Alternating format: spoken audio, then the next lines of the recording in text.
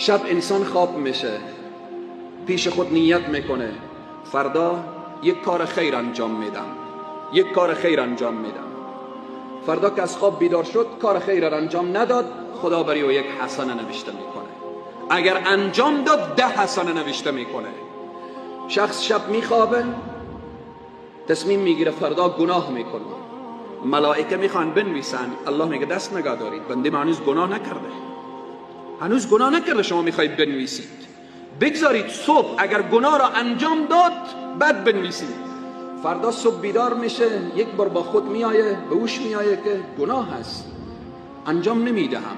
با مجردی که گفت انجام نمیدهم، خداوند به ملکی که حسنه مینویسه میگه بنویس یک حسنه برای بنده من که از گناه رو گشتان.